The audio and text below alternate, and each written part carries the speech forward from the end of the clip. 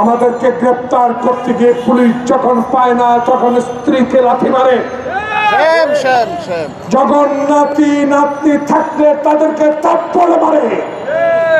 বাংলাদেশের ইতিহাসে স্বর্ণাক্ষরে লেখা থাকবে ছাত্রদের অবদান। বাংলাদেশের ইতিহাসের লেখনে লেখা থাকবে এই ছাত্রদের বুকের রক্ত রাজপথে ঢেলে দিয়ে পিচ ঢালা এই কালো রাস্তাকে যারা রঞ্জিত করেছে। আমি তখন কেন্দ্রীয় কারাগারে আরেক বেঈমান মইনুল আহমদ, আরেক বেঈমান ফখরুদ্দিন আমাকে গ্রেপ্তার করে যখন ঢাকা কেন্দ্রীয় কারাগারে পাঠায়, তখন আমার নেতা তারেক রহমান ওই কারাগারে ছিল। প্রিয় ভাইরা, চোখের পানি আসে। তারেক রহমান পায়ে হেঁটে চলে গেলেন রিমান্ডে। সবাইকে হাত তুলে আল্লাহর কাছে দোয়া করতে বললেন, আমরা কেন্দ্রীয় কারাগারে দুই ধারে দাঁড়িয়ে আছি। প্রিয় ভাইরা, 7 দিন পর তাকে ফেরত আসলো, স্ট্রেচারে করে পা ভেঙে দিল, জীবন তার শেষ করে দিল। কি অপরাধ করেছিলেন শহীদ জিয়ার ছেলে? যে আওয়ামী লীগের নেতারা হিন্দুস্তানে বসে রাখা শ্রীদেবীর ছবি থেকে আমোদ ফুর্তি করেছে।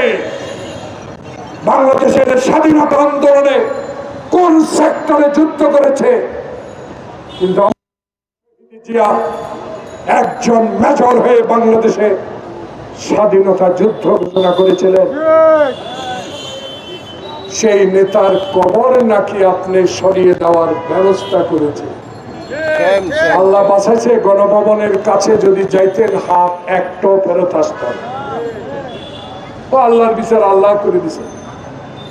আরে ভাই, সরকারের জন্ম হয়েছে অন্য শিশু মাত্র নার্ভ কাটলাম, নার্ভটা একটু শুকাতে দেন না। কি ভারতীয় সর্বাগ্রাসী রাজনৈতিক সিনিয়র অ্যাডভোকেট বসিম রশিদ, নার্ভটা একটু শুকাতে দেন না। 16 বছর এত দাবি কোথায় ছিল? রাস্তায় তো দেখলাম না বাবাজান। আপনাদের দাবি আছে, থাকতে পারে,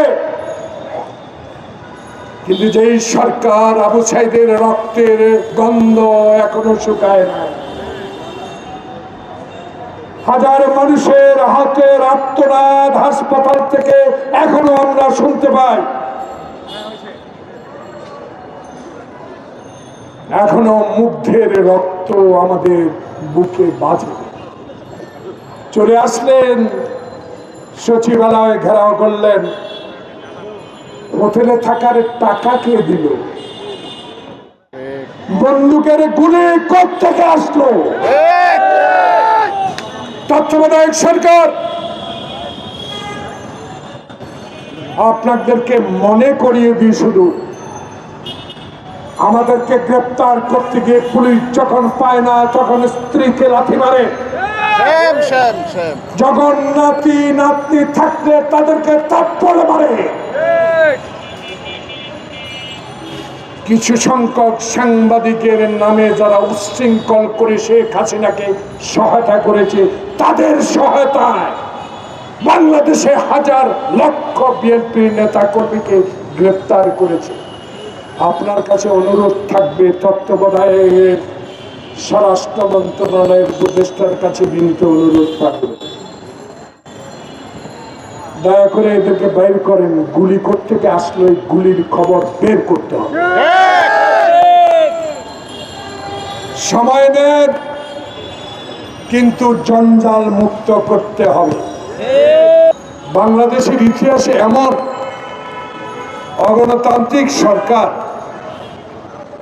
বাংলাদেশের ইতিহাসে এত গুমের সরকার, বাংলাদেশে এত নির্যাতনকারী সরকার কেউ আর চোখে দেখেছে কিনা আমার এই বলা মুশকিল। প্রিয় বন্ধুগণ, দীর্ঘদিন ঢাকা বিশ্ববিদ্যালয়ের ছাত্র ছিলাম। বাংলাদেশের ছাত্র রাজনীতি দেখেছি।